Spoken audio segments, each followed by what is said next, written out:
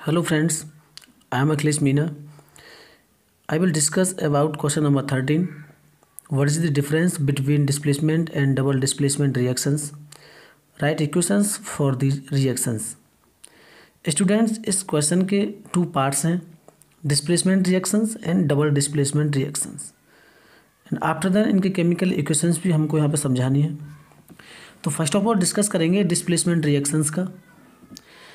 तो friend, displacement reactions का मतलब होता है the chemical reactions in which more reactive element displace less reactive elements from its salt solution. ठीक है,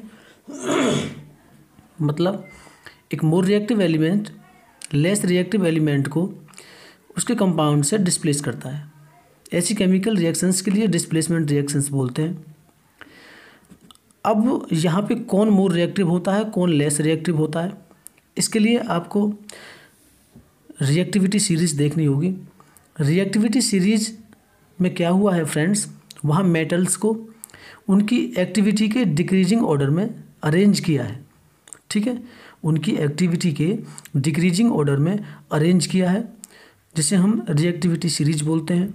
उस सीरीज में जिसकी पोजीशन, मतलब जिस एलिमेंट की पोजीशन सबसे ऊपर होती है वो मोस्ट रिएक्टिव होता है, और जो जिसकी पोजीशन नीचे होती है वो लेस रिएक्टिव होता है।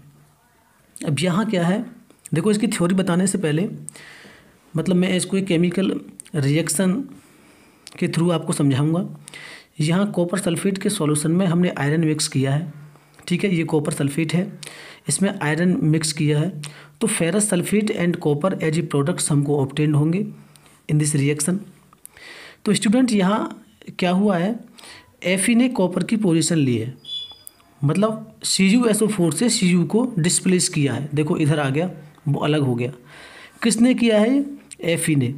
तो इसका मीन्स यहाँ पे हो गया कि Fe मोर रिएक्टिव है और Cu लेस रिएक्टिव है। ठीक है, रिएक्टिविटी सीरीज में Fe is more reactive than Cu, मतलब Fe की जो पोजीशन है वो ऊपर है और Cu की पोजीशन नीचे है, और जिसकी पोजीशन ऊपर होती है वो अपने से नीचे वाले एलिमेंट को उसके कंपाउंड से डिस्प्लेस कर देता है, क्योंकि ऊपर वाला मोर रिएक्टिव होता है और जिसकी पोजीशन नीचे होती है वो लेस रिएक्टिव होता है। ठीक है, तो इस केमिकल रिएक्शन में फ्रेंड्स ऐसा ही हुआ है। Fe मोर रिएक्टिव है, Cu लेस रिएक्टिव है, इसीलिए ये कॉपर सल्फेट के सॉल्यूशन से कॉपर को डिस्प्लेस कर देगा। ठीक है, this type of chemical reactions is called displacement reaction. Next example की हम बात करें फ्रेंड्स, नेक्स्ट एग्जांपल हम ले सकते हैं, जैसे कॉपर सल्फेट के सॉल्यूशन में ही अगर हम जिंक ऐड कर दें। ठीक है, सॉल्यूशन हमारे पास कॉपर सल्फेट का ही है, जिंक हमने इसमें ऐड किया है, तो स्टूडेंट्स यहाँ से ZnSO4 फॉर्म होगा एंड Cu यहाँ से डिस्प्लेस हो जाएगा, क्योंकि जिंक की पोजीशन कॉपर से ऊपर है, मतलब zinc is more reactive than copper, और कॉपर को यहाँ से डिस्प्लेस कर दिया क्योंकि कॉपर लेस रिएक्टिव है। ये हमें कहाँ से मालूम होगा? रिएक्टिविटी सीरीज से। और मैंने इसके ऊपर रिएक्टिविटी सीरीज के ऊपर एक वीडियो मैंने बना रखी है, उसे आप देख सकते हैं, और बड़े सिंपल वर्ड्स में, और उसे याद करने की एक बड़ी आसान ट्रिक मैंने वहाँ पे दी है आपको, जिससे आप इजीली रिएक्टिविटी सीरीज को याद रख सकते हैं। ठीक है, तो ये दोनों रिएक्शंस आपकी समझ में आई होंगी। ठीक है, यहाँ एक बार मैं रिपीट कर देता हूँ। जी आयरन नेल्स हैं, the iron nails becomes brownish in colour by deposition of Cu and blue color of copper sulfate changes dirty green color due to formation of ferrous sulfate। मतलब यहाँ जो ब्लू कलर का copper sulphate था, इसका colour fade हो जाएगा और कैसा हो जाएगा? वो डर्टी ग्रीन कलर का। ठीक है, अब इसकी थ्योरी की बात करें फ्रेंड्स, तो थ्योरी में यहाँ पे लिख देता हूँ। ओके फ्रेंड्स, इस डिस्प्लेसमेंट रिएक्शंस की थ्योरी मैंने यहाँ पे लिख दी है। ठीक है, यहाँ से, और इससे पहले मैंने आपको समझा दिया है कैसे डिस्प्लेसमेंट रिएक्शन होती है। एक रिएक्शन यहाँ मैं और लेता हूँ फ्रेंड्स, अगर देखो कॉपर सल्फेट के सॉल्यूशन में अगर हम सिल्वर मिक्स कर दें, ठीक है। कॉपर सल्फेट के सॉल्यूशन में अगर हम सिल्वर मिक्स करते हैं तो फ्रेंड्स यहाँ क्या फॉर्म होगा, नथिंग, नो रिएक्शन, ठीक है। यहाँ पर कोई रिएक्शन होगी नहीं। अब ऐसा क्यों? ऐसा इसलिए हुआ है क्योंकि Ag लेस रिएक्टिव है, कॉपर मोर रिएक्टिव है। रिएक्टिविटी सीरीज आप देखेंगे तो वहाँ Ag की जो पोजीशन है वो Cu से नीचे है और नीचे वाला ऊपर वाले को, मतलब less reactive element more reactive element को कभी भी डिस्प्लेस नहीं कर सकता, ठीक है। देखो यहाँ तो ये Fe एंड जिंक दोनों ही मोर रिएक्टिव थे Cu से, ठीक है, दोनों ही ऊपर थे। लेकिन यहाँ Ag की जो पोजीशन है वो Cu से नीचे है, मतलब Cu is more reactive than silver, तो यहाँ पर कोई रिएक्शन नहीं होगी, ठीक है। तो दोनों ही टाइप्स की मैंने रिएक्शंस को डिस्कस कर दिया है। आई होप यहाँ से आपको ये डाउट सारे क्लियर हो जाएंगे, कोई कन्फ्यूजन नहीं रहना चाहिए। और थ्योरी मैंने इसकी यहाँ पे लिख दी है। अब नेक्स्ट इस क्वेश्चन का पार्ट नंबर 2 जो डबल डिस्प्लेसमेंट रिएक्शन है यहाँ डिस्कस करेंगे। तो फ्रेंड्स डबल डिस्प्लेसमेंट रिएक्शंस में क्या होता है, अब यहाँ मोर रिएक्टिव और लेस रिएक्टिव का कोई भी लफड़ा नहीं है। यहाँ mutual exchanging between the ions of reactants, जो रिएक्टेंट्स आप लेते हैं रिएक्शन कराने के लिए उनके आयंस में एक्सचेंजिंग होती है, ठीक है। म्यूचुअल एक्सचेंजिंग मतलब आपस में अपने आयंस वो चेंज करते हैं। ऐसी केमिकल रिएक्शंस के लिए बोलते हैं हम डबल डिस्प्लेसमेंट रिएक्शंस। मतलब the reactions in which new compounds are formed by mutual exchanging of ions between 2 compounds of reactants, ठीक है। कम से कम क्या है, 2 कंपाउंड्स होने चाहिए और उनके आयंस आपस में एक्सचेंजिंग करेंगे। ऐसी केमिकल रिएक्शंस के लिए बोलेंगे हम डबल डिस्प्लेसमेंट रिएक्शंस। तो फ्रेंड्स मैं एग्जांपल लेता हूँ यहाँ पे, जैसे सोडियम सल्फेट है, ठीक है, और ये रिएक्ट करेगा बेरियम क्लोराइड के साथ BaCl2। तो यहाँ BaSO4 एंड NaCl, ठीक है। मतलब सोडियम सल्फेट जब रिएक्ट करेगा बेरियम क्लोराइड के साथ तो हमारे पास जो प्रोडक्ट्स फॉर्म होगा वो barium sulphate and sodium chloride, ये प्रोडक्ट फॉर्म होंगे। इसे बैलेंस कर लेते हैं। ओके फ्रेंड्स, इस केमिकल रिएक्शन को बैलेंस कर लेते हैं। देखो नंबर ऑफ एटम्स यहाँ पे सोडियम 2 है, इधर भी 2 करने होंगे, 2 की मल्टीप्लाई इधर करेंगे। क्लोरीन के एटम्स यहाँ पे 2 हैं, इधर भी 2 होंगे, ठीक है। BaSO4, ठीक है, ये कम्प्लीटली बैलेंस केमिकल इक्वेशन होगी। अब यहाँ आयन की एक्सचेंजिंग कैसे हुई है ये हम देखते हैं यहाँ पे, ठीक है। देखो फ्रेंड्स Na पे सिंगल पॉजिटिव चार्ज होता है एंड SO4 पे होता है डबल नेगेटिव, ठीक है। तो यहाँ इसने अपने डबल नेगेटिव यहाँ क्या ट्रांसफरिंग होगी, मतलब एक्सचेंजिंग होगी आयंस की। तो ये अपने 2 नेगेटिव इसको देगा तो यहाँ हो जाएगा Na2 और ये अपना सिंगल पॉजिटिव इसको ट्रांसफ़र करेगा तो यहाँ हो जाएगा 1, ठीक है, जो 1 को हम शो नहीं करते हैं। बेरियम पे होता है friends double positive and Cl पे होता है ओनली सिंगल नेगेटिव। अपनी ये डबल पॉजिटिव मतलब 2 की मल्टीप्लाई होगी इधर Cl की तरफ तो ये हो जाएगा Cl2 एंड ये सिंगल माइनस है और इसकी मल्टीप्लाई इधर करेंगे तो ये Ba1 हो जाएगा। अब 1 को मैंने बताया शो करते नहीं है, ठीक है। ऐसे करके BaCl2 फॉर्म हुआ है। ऐसे ही यहाँ पे Ba पे होता है डबल पॉजिटिव एंड SO4 पे होता है डबल नेगेटिव, ठीक है। अब ये आयन एक्सचेंज करेंगे तो यहाँ क्या है, नंबर ऑफ आयंस इक्वल है, 2 पॉजिटिव है, इधर भी 2 नेगेटिव है, दोनों ही 2 हैं, तो ये क्या हो जाएंगे न्यूट्रल, ठीक है। Na पे यहाँ होता है सिंगल पॉजिटिव एंड Cl पे होता है सिंगल नेगेटिव, ठीक है। यहाँ भी नंबर ऑफ आयंस इक्वल है, 1 की मल्टीप्लाई इधर होगी और 1 की इधर होगी तो ये NaCl बनेगा, ठीक है। ऐसे करके आयन इन्होंने एक्सचेंज किए हैं आपस में, ठीक है।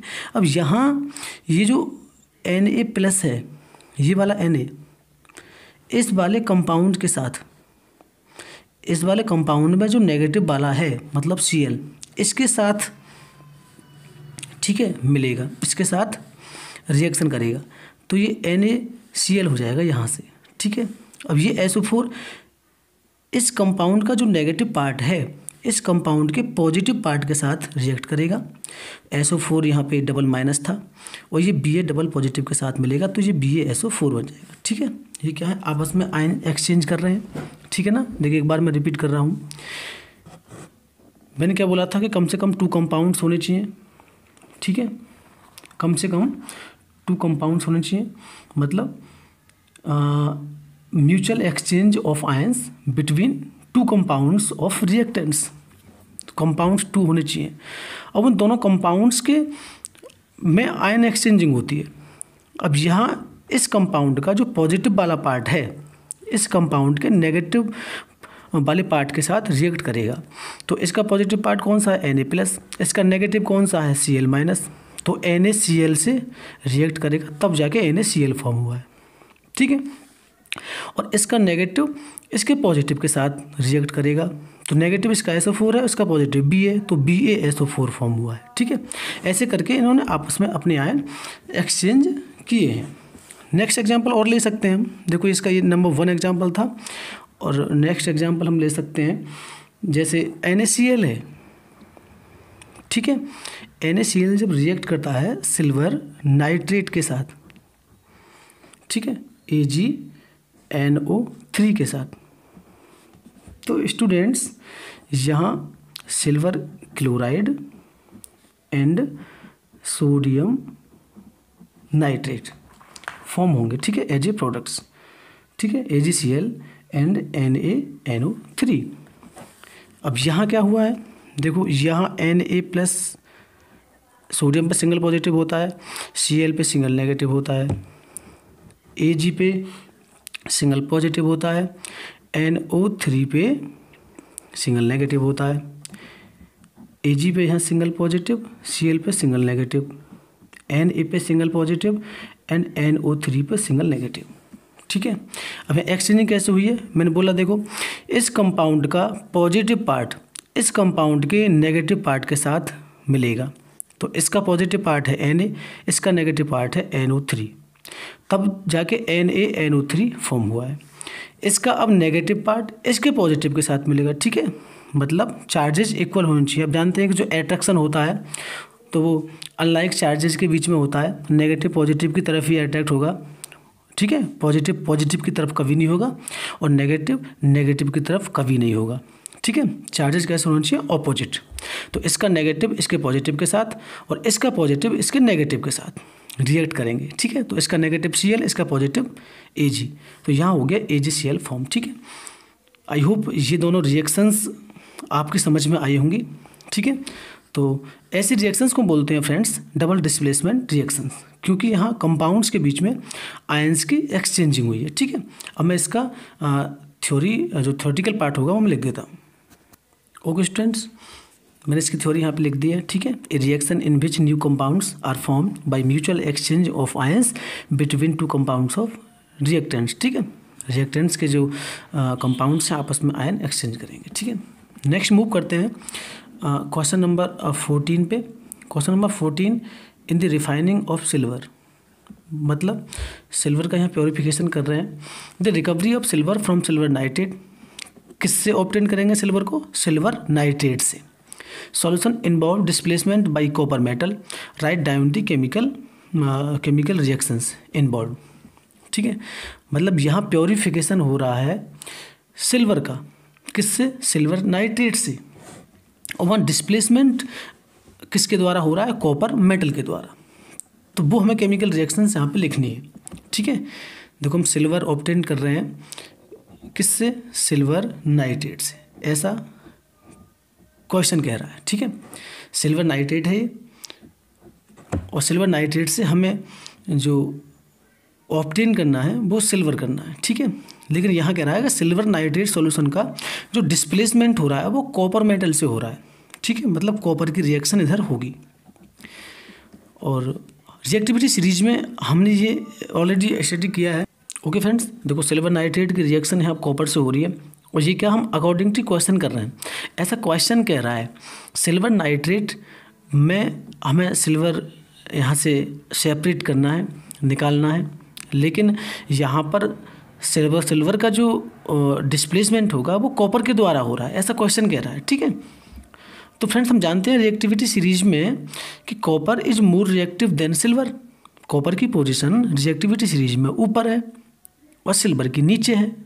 हम जानते हैं जिसकी पोजीशन ऊपर होती है वो मोर रिएक्टिव होता है और जिसकी नीचे पोजीशन होती है वो लेस रिएक्टिव होता है।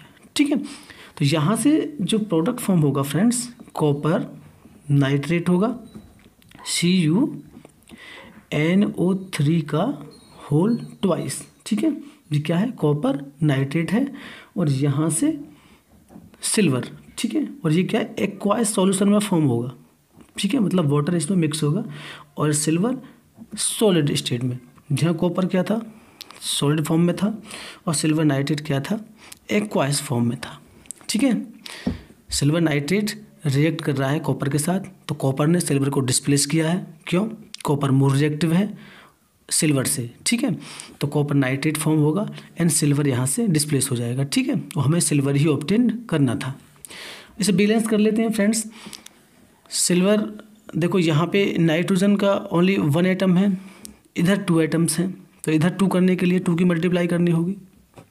ठीक है, यहाँ सिल्वर 2 हो गया, इधर 2 की मल्टीप्लाई कर दो तो इधर भी सिल्वर 2 हो गया। ठीक है, ये कम्प्लीटली वैलेंस केमिकल इक्वेशन होगी। ये सिल्वर नाइट्रेट है और ये कॉपर नाइट्रेट। ठीक है ना, ये सिल्वर नाइट्रेट, ये कॉपर नाइट्रेट।